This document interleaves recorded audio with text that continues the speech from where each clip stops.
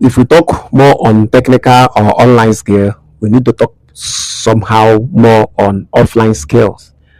See, there are so many things that make us not to progress or not to make money. These are our mindset, our comfort zone, our doubt, our fear of failure, and so on.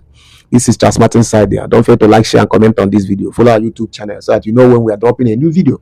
See, in offline, there are places you need to work and you make a lot of money. Let me just start by taking just one place: agriculture. You know, in the olden days, when people say agriculture, you say, agriculture, these are. See, we have mechanized agriculture. We have agriculture that pays. One of the richest man in America is an agriculturist. Most of them, see, people make money in agriculture. There are so many ways you make money in agriculture. Then, and you can even be doing that, and you'll be comfortable. You can even be doing your 9 to 5 job. You still be practicing agriculture. If you don't have money for this thing, commercial agriculture, you can still practice subsistence. You can still practice your own kind of agriculture. There's so many areas you can bump in. You can bump into poultry.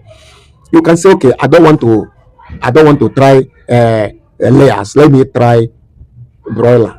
You calculate yourself that you will be recycling birds every 3 months, every 2 months. Every 2 months, there's bed in your house. Every 2 months, you sow bed. Every 2 months, there's bed in your house. Every 2 months, you sow bed. You can be doing that, and it will be working for you. You can even enter into snail farming. Snail is very lucrative. People eat snail. Many people eat snail, and snail is very expensive, even in the market. 4 is 4,000 now. One snail is 1,000. One big snail. You can do snail farming. You can even do vegetable farming. You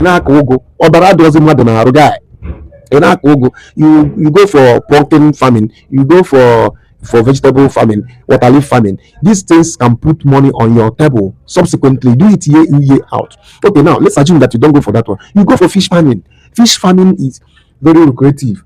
Fish farming, very, very lucrative. You can do fish, you can sell fish, you can smoke fish, you can do all those things. Okay, now let's assume you don't have those ones. You can always go for cassava farming, rice farming. All these farmings that will put food on your table. You can even start from when you plant cassava, when it grows, you process, you into gari or fufu, you sell.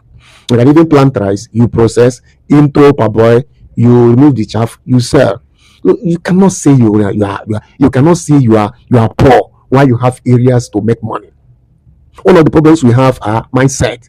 See, money don't go to a place where it is not well utilized, or maybe it is not yielding something, and you cannot make money unless you have products or services to render. Money flow from people to you, and it can always be so. If you don't have anything to render, consider yourself a poor man. There are so many agricultural things you can do. You can even do what is it called? Plant yam in a large scale. You sell. Yam doesn't take all the year. Yam take like 8 months. Yam matures. You sell. Okay, let's assume that the yam is this. You go into any agricultural part, you will make money. But I would love you to go into all this farming, like a fish farming, poultry farming, snail farming, beekeeping. What are they? Beekeeping, you and so on. Those ones are where this money is. You go to grass cutter, all this bush meat keeping. These are where goat rearing, cattle rearing. These are where the money is. So you try and make those things available, and you follow it. You dedicate yourself. You concentrate. You focus, and you minimize your spending capacity, your spending ability. You make a lot of money. This is Charles Martin Saudi. Follow for more.